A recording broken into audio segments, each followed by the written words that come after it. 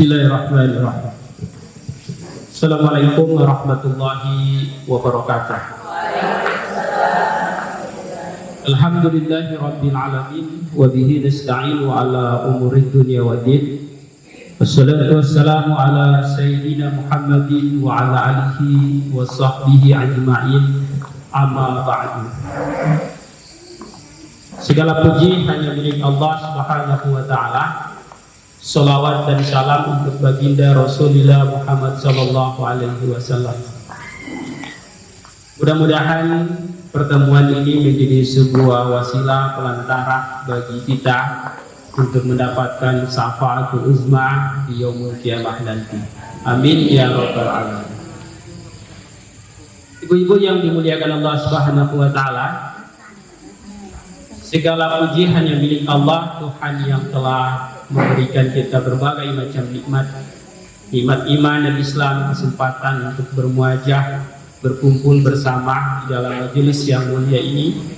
Salawat dan salam juga untuk baginda Rasulullah Muhammad sallallahu alaihi wasallam yang merupakan panutan orang-orang yang mengharapkan rahmat dan ampunan Allah.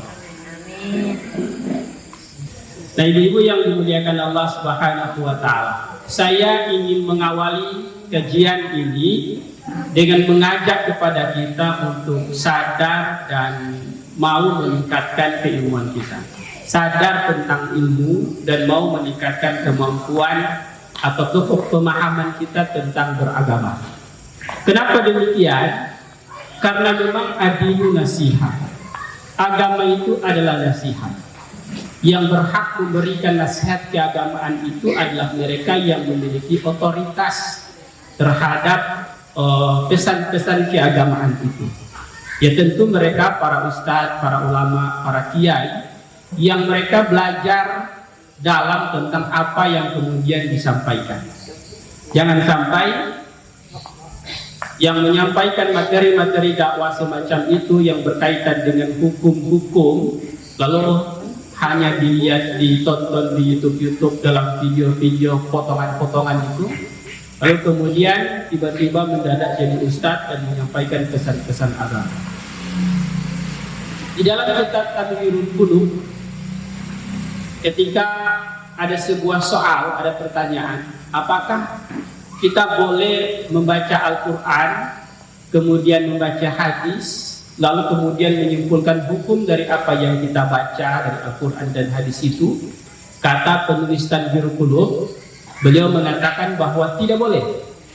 Orang yang berbuat demikian, apalagi di zaman ini, zaman beliau itu yang masih di kategori ulama klasik, kata beliau apa? Tidak boleh. Sebab yang memiliki otoritas menyampaikan pesan-pesan keagamaan itu adalah mereka yang benar-benar memahami. Artinya mereka memang membidangi itu. Karena kalau kemudian bukan ahlinya yang menyampaikan, maka yang terjadi kata beliau adalah sesat dan menyesatkan. Ya, jadi jangan cuma lihat jangan belajar menyimpulkan hukum dari Quran dan hadis jika itu tidak disampaikan oleh para ahli. Nah, kita sebagai masyarakat awam penting untuk senantiasa belajar untuk memahami agama kita. Sebab saya sering bilang ke santri-santri saya, termasuk majelis taklim di Buyut Tua, setiap berganti waktu dari hari ke hari atau dari jam ke jam, dari hari ke hari dan seterusnya, itu manusia dengan alamiah memiliki problem kehidupan, memiliki masalah kehidupan yang hari-harinya bisa saja masalah yang sama, tapi bobotnya jadi berbeda. Tergantung kualitas pemahaman keagamaan kita dan kualitas keimanan kita. Maka berat dan ringannya beban hidup itu adalah tergantung kepada kualitas keimanan kita dan kualitas pemahaman agama kita. Maka dan cara yang meningkatkan kualitas keimanan itu adalah dengan ilmu, belajar. Makanya majelis taklim itu wajib Kalau boleh pakai tasdid, kita pakai 10 tasdid di situ. Wajib. Saking wajibnya. Atau pakai afal tafdil. Supaya kemudian kita sadar bahwa agama ini harus dipelajari terus-menerus dan diamalkan dalam kehidupan sehari-hari kita. Saya sering sampaikan ke majelis taklim saya dalam binaan saya itu, bahwa belajar untuk mempraktekkan keilmuan itu dalam aktivitas kehidupan kita. Hindari cara menyikapi masalah dengan baperan. Hindari menyikapi masalah dengan bawa perasaan. Sebab perasaan itu buta. Rasa itu tidak memiliki rem. Rasa itu tidak memiliki warna. Ya dia mau aja berbuat sesuatu. Tetapi orang yang berilmu akan meletakkan persoalan itu di atas ilmu, dan orang yang mempunyai iman akan menyelesaikan masalah itu dengan logika iman. Sehingga ketika dia menyelesaikan masalah dengan dua cara semacam itu, dia akan senantiasa terjaga dan dalam istilah bunuh diri minum racun. Halo? Mudah-mudahan connect. Nah, kenapa demikian? Saya harus sampaikan ini. Entah mau bilang apa terserah.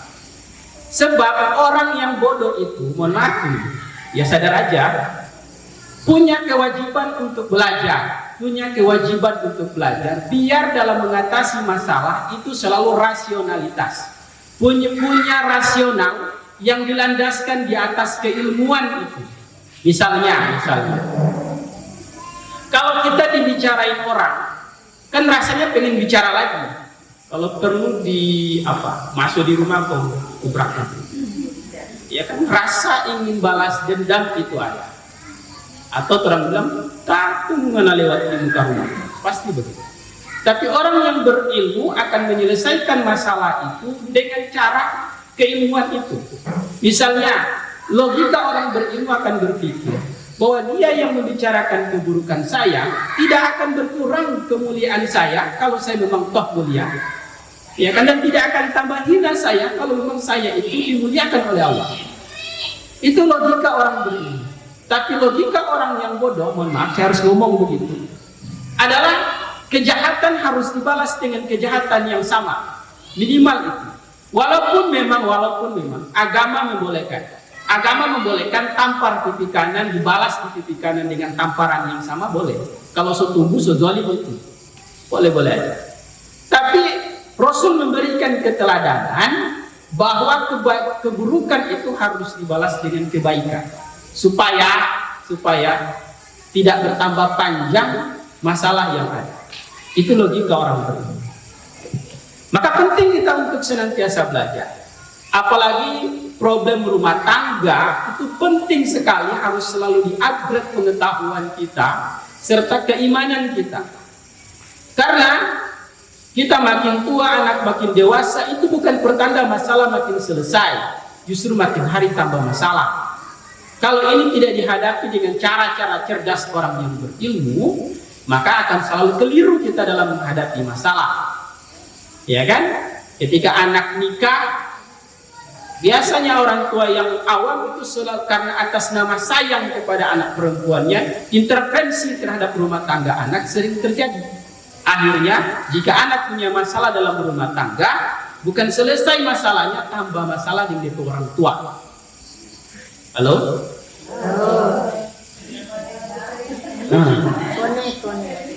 Masih connect kah? Jadi tambah ilmu. Aduh, Ustadz dibuyat ke banyak sekali. Majelis taklim kita harus punya perencanaan.